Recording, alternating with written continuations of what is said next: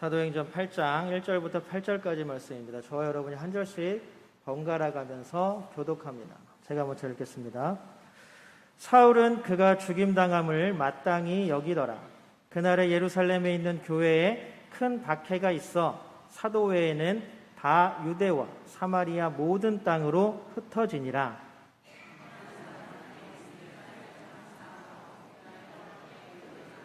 사울이 교회를 잔멸할세 각 집에 들어가 남녀를 끌어다가 옥에 넘기니라.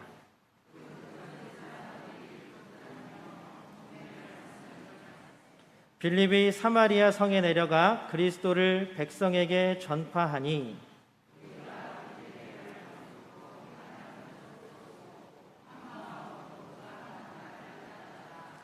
많은 사람에게 붙었던 더러운 귀신들이 크게 소리를 지르며 나가고 또 많은 중풍병자와 못 걷는 사람이 나으니. 아멘. 부르심에 응답하여 예배하는 모든 분들 주님의 이름으로 환영합니다. 예배 가운데 임재하시는 하나님 만나는 귀한 역사가 우리 가운데 넘치기를 축복합니다. 우리 함께 예배하는 모든 분들과 인사 나눌까요? 우리 앞뒤 옆을 바라보시면서 또 하나 웃으면서 인사 나눕니다. 사랑합니다. 축복합니다.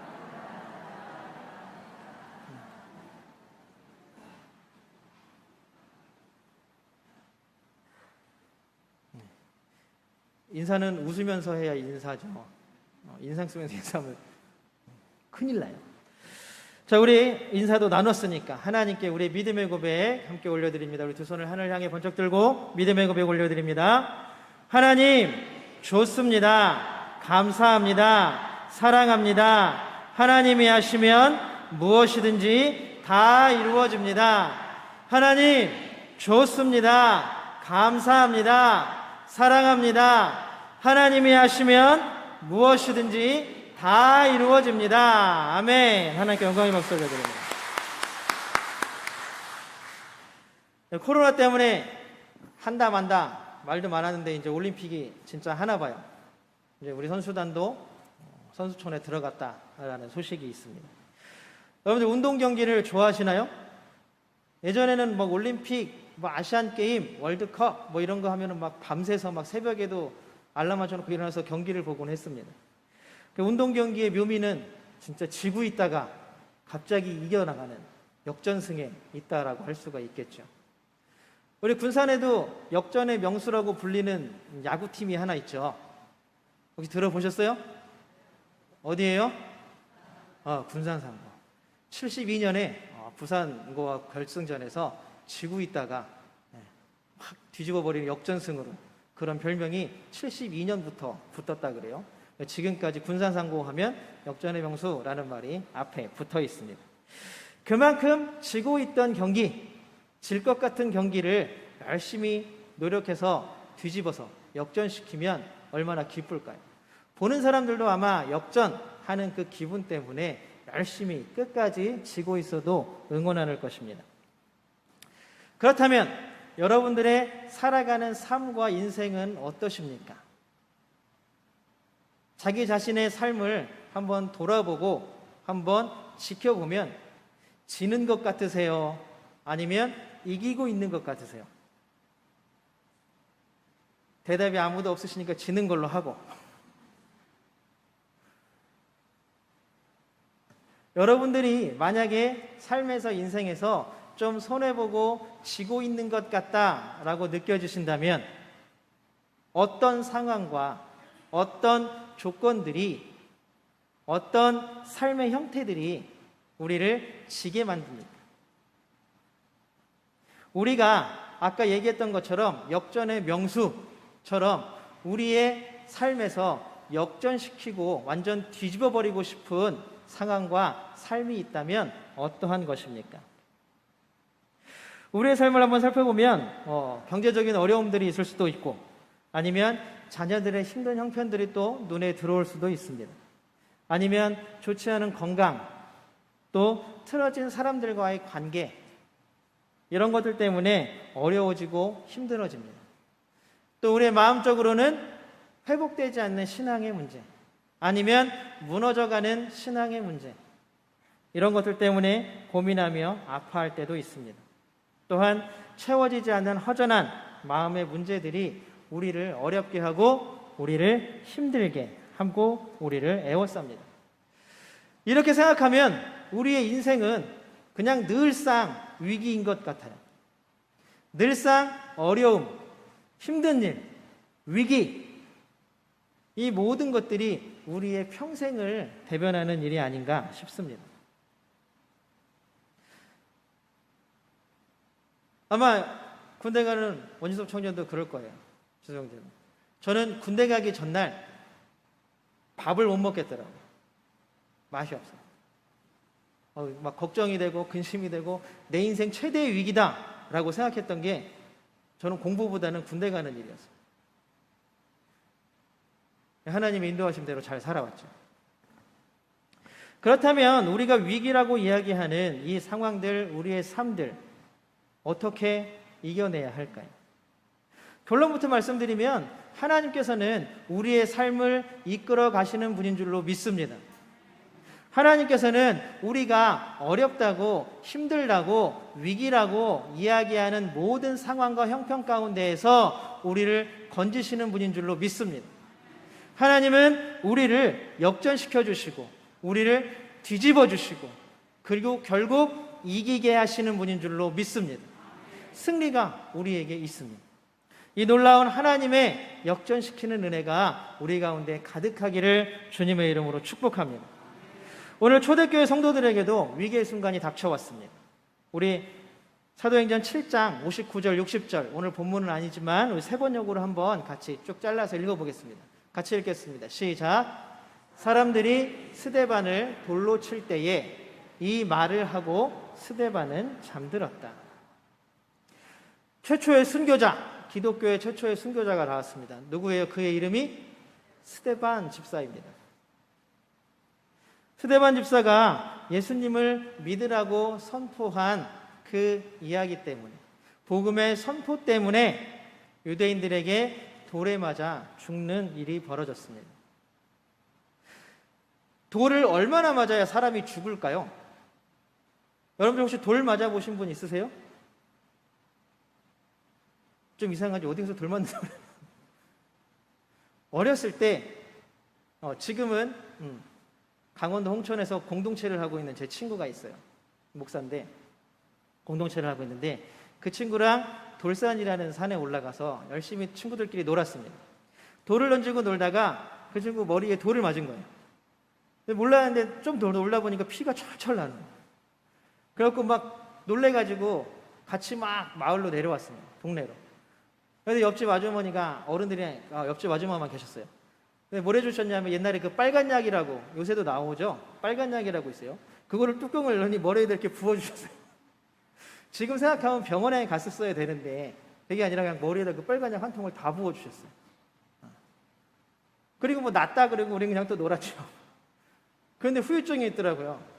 나중에 지금도 그 돌에 맞은 그 자리에 요만큼 땜빵이 생겨서 머리카락이 안 자라요. 항상 그때부터 지금까지 여기 딱 요 위치예요. 요 위치. 요만큼 동그라미가 생겨가지고 머리카락이 안 자라요. 돌을 한 번 맞아도 그 정도인데 스데반이 돌을 맞았는데 언제까지 맞았다고요? 죽을 때까지 돌을 맞아요. 그렇게 놀라운 위기의 상황이 기독교인들에게 닥쳐왔습니다. 스데반 한 사람의 희생, 스데반 집사 한 사람의 죽음으로 이 위기가 끝나지 않았습니다. 그 위기는 곧 예루살렘 교회 전체로 퍼져나갔습니다. 우리 8장 1절 하반절을 같이 한번 읽어보겠습니다. 세 번역으로 같이 읽어볼게요. 시작. 그날에 예루살렘 교회에 큰 박해가 일어났다. 모두 유대 지방과 사마리아 지방으로 흩어졌다. 예루살렘 교회 성도들도 스데반과 같은 위기에 처했습니다. 스데반이 죽은 이유가 무엇입니까? 예수를 그리스도라고 고백하는 놀라운 복음을 선포한 것, 그것이 죄가 되어서 스데반이 지금 돌에 맞아 죽은 거예요. 그러면 지금 예루살렘에 남아있고 모여있던 그리스도인들, 마가의 다락방에서 통해서 성령을 받았던 그리스도인들, 그리고 베드로가 설교할 때마다 하루에 3,000명, 5,000명씩 더해진 그리스도인들, 예수를 구원자라고 고백하는 이 사람들의 생명도 스데반과 같이 위협받게 되었다라는 사실입니다. 오늘 8장 1절에 나오는 말씀처럼 그날에 예루살렘 교회 전체에 큰 박해가 일어났습니다. 스데반 집사 한 사람의 희생으로 끝날 것 같지 않았던 것이 결국 예상한 대로 예루살렘 교회 전체에 파급 효과를 낳았고, 그 결과가 어떻게 됐느냐? 모든 그리스도인들이 유대 지방과 사마리아 지방으로 흩어져 도망갔다라고 말합니다. 예수님을 믿는다는 이유로 생명을 잃을 수도 있는 위기에 처했습니다. 스데반이 죽는 모습을 직접 본 사람들은 야, 나도 저렇게 죽을 수 있겠구나. 나도 예수 믿는다라는 이유로 교회 성도들과 함께 하나님을 찬양하고 예수를 구원자라고 고백했던 이유로 나도 돌에 맞아 어쩌면 십자가에 못 박혀서 죽을 수도 있겠구나. 이런 두려움이 예루살렘 교회 전체를 흔들었습니다. 그러다 보니 결국 각자 살기 위해서 각자의 지방으로 다 흩어져 내려가는 방법을 택하였습니다. 그런데 생각해보면 그래도 교인들이 믿음을 지켜야지, 신앙을 지켜야지, 우리 이런 일들 많이 생각하죠. 여러분들은 어떠셨을 것 같아요? 만약에 여러분들이 2000여 년 전 바로 예루살렘 그 자리에 있는 그리스도인들이었다면, 초대교회 성도들이었다면 여러분들은 어떻게 선택하셨을 것 같습니까? 믿음을 지키며 순교를, 아니면 초대교회 성도들과 함께 같이 흩어지는 것을, 어떤 방법을 택하셨을까요? 우리는 가정할 수는 없죠. 가정할 수는 없습니다. 그 상황이 닥쳐봐야 우리도 그것을 고를 수 있을 것입니다. 어쨌든 예루살렘 교회의 성도들은 순교를 깊이 생각하는 많은 믿음의 성도들에게 큰 실망감을 주었을 수도 있습니다. 어쩌면 지금 우리 함께 말씀을 나누는 분들 중에서도 교회 성도가 믿음을 지키지 못하고 도망을 가? 이렇게 실망하신 분들 혹시 있으신가요? 우리는 무슨 일이 생기면 전체 다 같이 도망가는 걸로 하겠습니다. 어쨌든 지금 예루살렘 교회는 텅텅 비고 사도들만이 남았다고 성경에는 표현되어 있습니다. 그리고 많은 성도들은 다 예루살렘 밖으로 흩어짐을 당했습니다. 근데 놀라운 일들이 벌어지는데 그 이전에 하나님께서 예루살렘 교회에 보여주신 그 놀라운 역사, 그 역사를 경험한 성도들이 믿음을 버리고 도망갔다라고 한번 생각해 보십시오. 우리 사도행전 4장 32절을 한번 볼까요? 사도행전 4장 32절입니다. 초대교회 성도들이 어떠한 은혜를 받았는지 같이 읽겠습니다. 시작. 믿는 무리가 한 마음과 한 뜻이 되어 모든 물건을 서로 통용하고 자기 재물을 조금이라도 자기 것이라 하는 이가 하나도 없더라. 아멘. 놀랍지 않으세요? 그리스도의 성도들이 공동체를 이루고 교회를 이루었습니다. 그랬더니 성도들이 자신의 집, 자신의 밭, 논 이런 걸 다 팔아가지고 어디로 가지고 오냐 하면 교회로 가지고 와서 사도들 발 앞에 놓는 거예요. 그럼 사도들이 그걸 어떻게 하냐? 자기 집에 막 쟁여놓는 게 아니라 그것들을 필요에 따라 성도들에게 나누어 줬다라고 합니다. 나에게는 얼마가 필요해요? 그만 얼마를 떼어주는 거예요. 나에게는 얼마가 필요해요? 필요한 만큼 가져다 쓰는 거죠. 그래서 우리가 같이 읽지는 않았지만 33절, 34절에 뭐라고 표현되어 있냐면 그래서 교회에 가난한 사람이 없었다. 이렇게 평가합니다. 물론 부유한 사람도 없었지만 가난한 사람도 없습니다. 왜냐하면 모두가 필요에 따라서 그것들을 사용했기 때문이겠죠. 자, 이렇게 아름다운 공동체를 이루었던 초대교회, 이렇게 하나님의 은혜를 많이 받아서 자신의 삶까지도 모든 것들도 하나님께 내어줄 수 있었던 믿음을 가지고 있었던 이런 예루살렘 교회 공동체가 목숨의 위기가 닥쳤을 때에 도망갔다? 생명의 위기가 왔을 때 믿음을 버리고 신앙을 버리고 도망갔다? 여러분 당연하게 느껴지시나요? 아니면 조금 비겁하게 느껴지시나요? 어쨌든 저쨌든 이 위기의 순간에 예루살렘 초대교회 공동체는 흩어져 도망가는 것을 택했습니다. 그런데 바로 역전시켜 주시는 하나님께서 이 위기의 상황을 놀랍게 사용하시는 모습이 결과도 아니고 중간에 딱 자리 잡고 있습니다. 우리 오늘 보면 4절 말씀, 우리 이게 새 번역보다는 개역개정이 너무나 잘 번역되어 있어서 개역개정으로 한번 보겠습니다. 같이 읽겠습니다. 시작.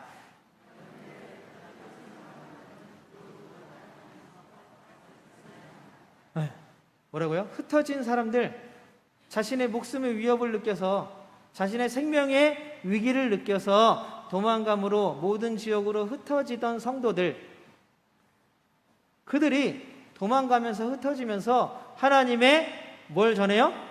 말씀을 전했다라고 합니다. 흩어진다라는 것은 도망가는 거죠. 생명의 위기가 느껴지고 내 생명을 잃을 위기에 처했으니까 야, 이제 도망가야겠다. 나에게는 너무나 큰 위기다. 내가 여기 있으면 어쩌면 스데반과 같이 죽을 수도 있겠다. 야, 내가 돌 맞으면 어떡하지? 내가 죽으면 어떡하지? 하는 두려움에 예루살렘을 떠나서 각 지역으로 흩어지는 것을 택한 사람들입니다. 그런데 놀랍게도 흩어지는 사람들이 도망가는 데 바쁜 것이 아니라 하나님의 말씀, 곧 복음을 전했다라고 표현되어 있습니다. 여러분들, 러시아에 이런 이야기가 있습니다. 친구와 둘이 길을 가다가 곰을 만났어요. 그러면 살 수 있는 방법이 뭐가 있을까요? 친구 2명이서 길을 가다가 곰을 만났어요. 무서운 곰을 만났어요. 그러면은 살 수 있으려면 어떻게 해야 될까요? 러시아에서의 정답은 친구보다 빨리 뛰는 거래요. 친구보다 빨리 뛰는 거예요. 둘이니까 내가 빨리 뛰면 친구가 곰에게 잡히면 그만큼 시간을 벌어서 살아나올 수 있는 확률이 높아진다고 합니다. 그러면 이 얘기 그대로 우리가 한번 적용해봐. 근데 이 러시아뿐만이 아니라 어느 나라라도 이렇겠죠. 이 이야기를 생명의 위기에 처한 예루살렘 성도들에게 딱 대입해 보십시오. 그러면 그들의 생명의 위기가 닥쳐왔어요. 사실 우리가 좀 더 사도행전을 읽다 보면 사울이 그리스도인을 잡으려고 예루살렘을 떠나서 다메섹으로 갑니다. 이제는 예루살렘에만 국한되어 있던 박해와 그리스도인을 잡아들이는 것이 이제는 지역적으로 점점 퍼져나가게 되는 거예요.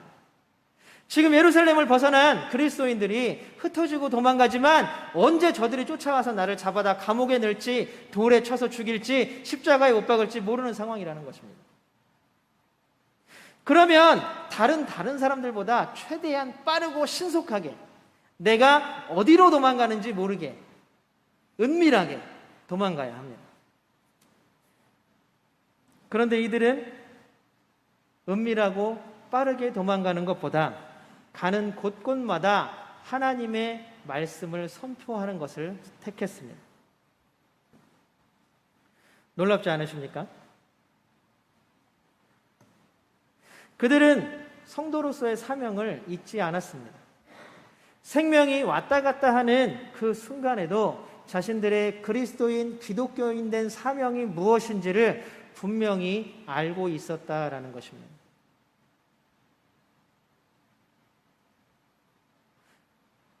여러분들, 그리스도인의 가장 큰 사명이 무엇입니까?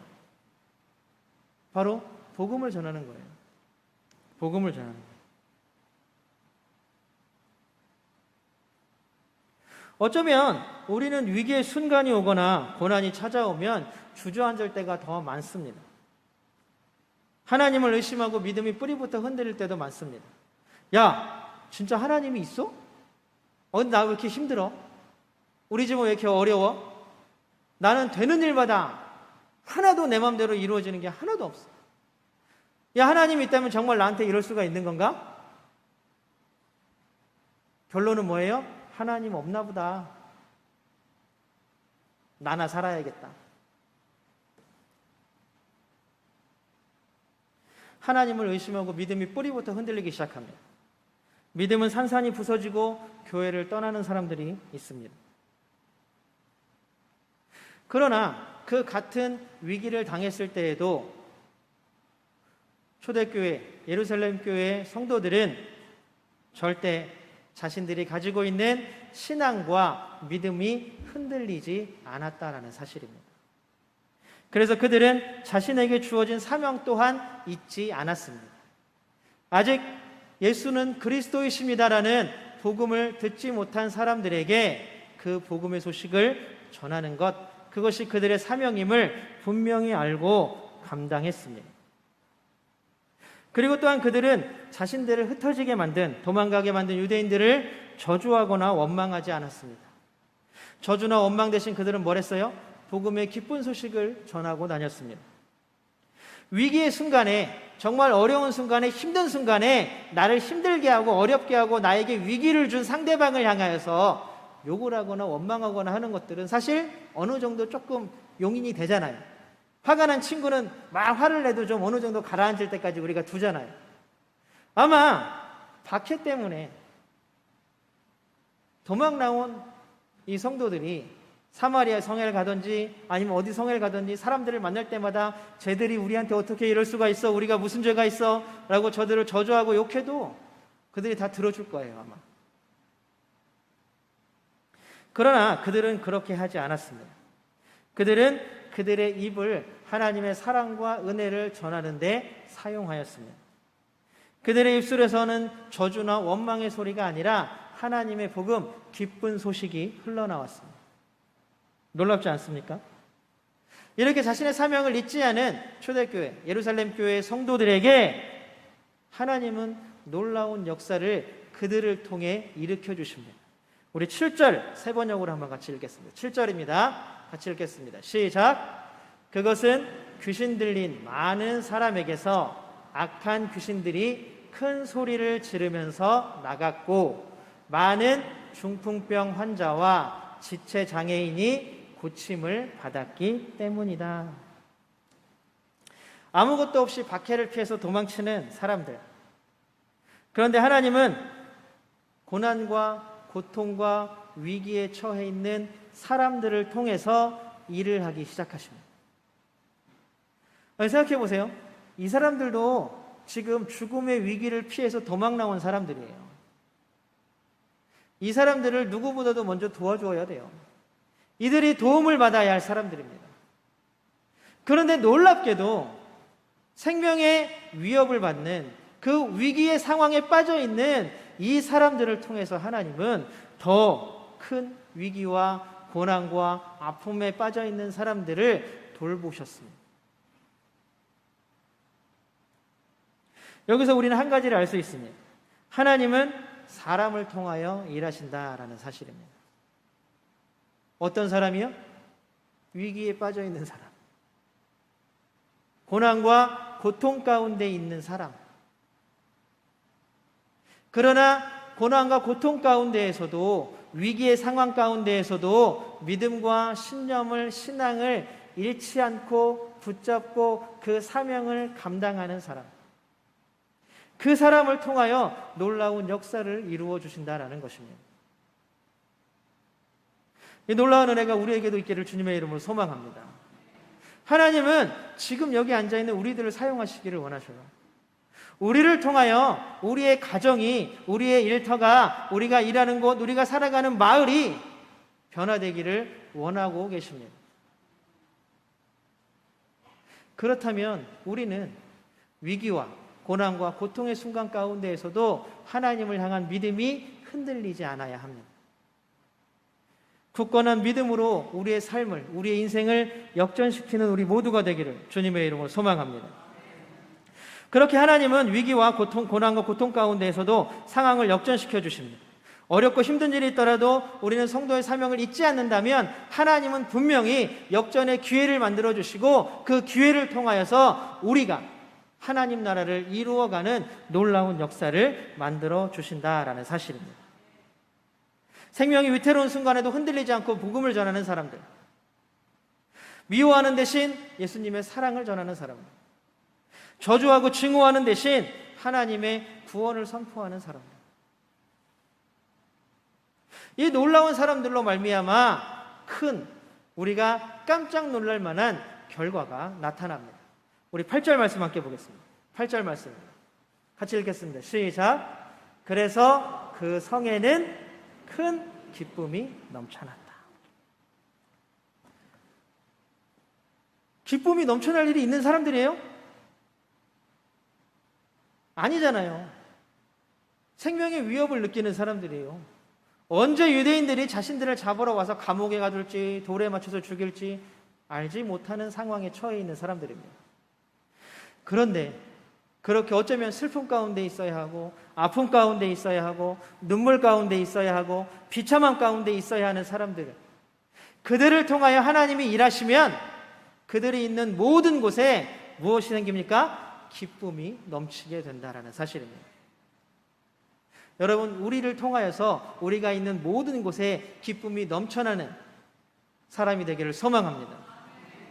나로 인하여서 내가 있는 곳이 기쁨이 넘치는 곳이 되기를 소망합니다. 나로 인하여서 우리의 가정이, 우리의 일터가, 우리의 삶의 터전이, 우리의 이웃들이, 우리의 마을들이 큰 기쁨이 넘치기를 주님의 이름으로 축복합니다. 하나님께서는 놀랍게도 흩어지는 사람들, 위기에 처한 사람들, 고난에 있는 사람들을 통하여 큰 기쁨을 이루시고 결국 하나님의 일들을 이루어 나가십니다.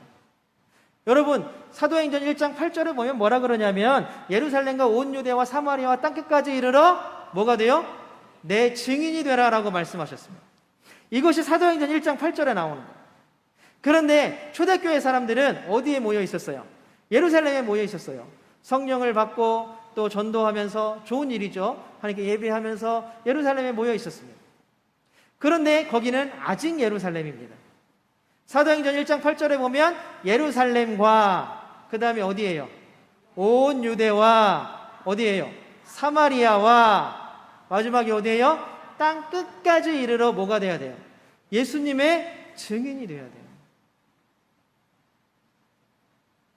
그러나 예루살렘 교회에만 모여있던 아름다운 공동체를 이루었고 정말로 놀랄만한 기적의 공동체를 이루었지만 하나님의 증인이 되는 사역들을 아직 감당하기 전이었다라는 사실입니다.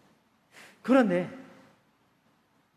도망가는, 흩어지는 위기의 상황을 하나님께서는 하나님의 뜻을 이루시는 놀라운 역전의 순간으로 삼아주셨다라는 사실입니다.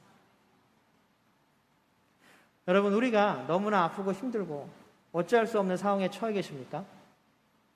그러면 기대하십시오.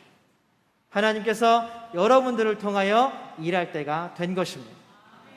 여러분, 우리의 마음이 위기 가운데 위태위태하고, 아니면 정말 하나님이 정말 계신가? 아니, 나는 삶을 왜 이러지? 하나님이 있다면 왜 우리는 이렇게 어렵지? 라고 생각이 드십니까? 그렇다면 기대하십시오. 하나님께서 하나님의 뜻을 여러분들을 통하여 이루실 줄로 믿습니다. 여러분, 사랑의 원자탄이라는 별명을 가진 목사님이 한 분 계십니다. 혹시 그분의 이름을 알고 계십니까? 손양원 목사님이십니다. 이 손양원 목사님은 소록도에서 나병 환자들을 돌보시는 사역들도 오래 하셨는데, 급할 때에는 막 자기 입으로 그 고름들을, 피고름을 다 빨아내기도 하고, 죽은 시체들을 직접 업어서 안아서 나르기도 하시고, 그 안에서 마스크를 쓰지 않고 장갑을 끼지 않고 일하던 유일한 사람이었다라고 합니다.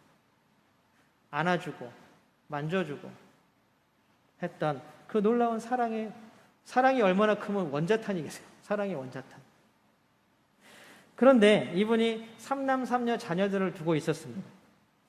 한국전쟁 전에 여수 순천 반란 사건을 아시죠? 그 여수와 순천에서 반란 사건이 일어났을 때 이 손양원 목사님의 큰아들과 둘째 아들이 동네 공산당원 청년에게 총살을 당해서 죽습니다.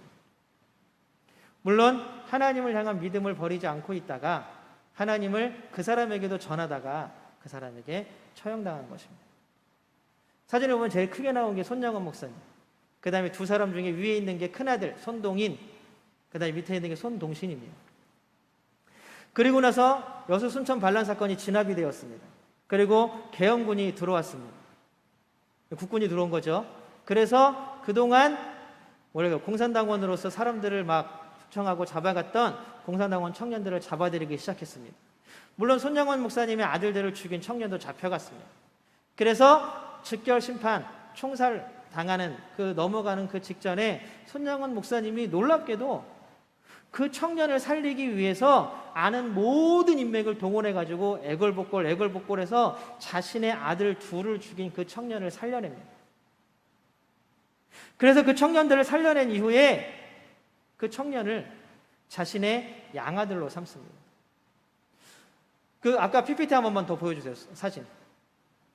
그래서 그 양아들의 이름을 지어주는데 어떻게 지냐 하면 큰아들의 인, 그리고 둘째 아들의 신 자를 따서 손인신이라는 양아들의 이름을 지어줍니다. 그리고 이 손인신, 이 사람은 나중에 목사가 됩니다. 어떻게 해야 이런 사랑의 마음을 가질 수 있을까요? 거기서 이 자기네 아들을 죽인 이 청년을 죽이라고 손양원 목사님이 막 소리 지르고 돌을 던져도 누가 뭐라 할 사람이 있겠습니까? 자신의 아들을 죽인 그 청년을 죽이라고 막 소리 지르고 돌을 던져도 누가 뭐라 할 사람이 있겠습니까? 아무도 없습니다. 어떻게 이런 사랑의 마음을 보일 수 있을까요? 놀라운 것은 여기서 끝이 아닙니다. 손양원 목사님이 그 두 아들들의 장례식을 치르는데 마지막 날 자신의 아들들의 장례식에 온 모든 손님들을 모아놓고 9가지의 감사의 제목들을 이야기합니다. 제가 한번 읽어보겠습니다. 첫 번째, 나 같은 죄인의 혈통에서 순교의 자식이 났으니 주께 감사합니다. 많은 성도 중에서 이런 보배를 주셔서 내게 맡기셨으니 감사합니다. 3남 3녀 중 가장 아름다운 첫째와 둘째를 바치게 하시니 감사합니다. 한 아들의 순교도 귀하거든 두 아들이 순교하였으니 더욱 감사합니다. 예수 믿다 제명대로 사는 것도 큰 복이거늘 전도하다 총살 순교당하니 감사합니다. 내 두 아들을 총살한 원수를 회개시켜 내 아들을 삼고자 하는 사랑하는 마음 주신 주님께 감사합니다. 또한 미국 유학 준비하던 내 아들 미국보다 더 좋은 천국 갔으니 내 마음 안심되어 감사합니다. 내 두 아들의 순교의 열매로 무수한 천국의 아들들이 생길 것을 생각하니 감사합니다. 이 같은 역경 속에서도 하나님의 사랑을 깨닫고 신혜를 찾는 기쁜 마음, 여유 있는 믿음을 주시니 감사합니다. 여러분들 이 감사의 제목들이 이해가 되세요? 아들들이 죽어서 장례식 마지막 날 도저히 감사할 수 없는 상황이었습니다. 그럼에도 손양원 목사님은 감사한 제목을 9가지나 찾아서 고백합니다. 그 9번째 감사가 너무나 마음에 와닿지 않습니까? 한번 띄워주세요. 9번째 감사.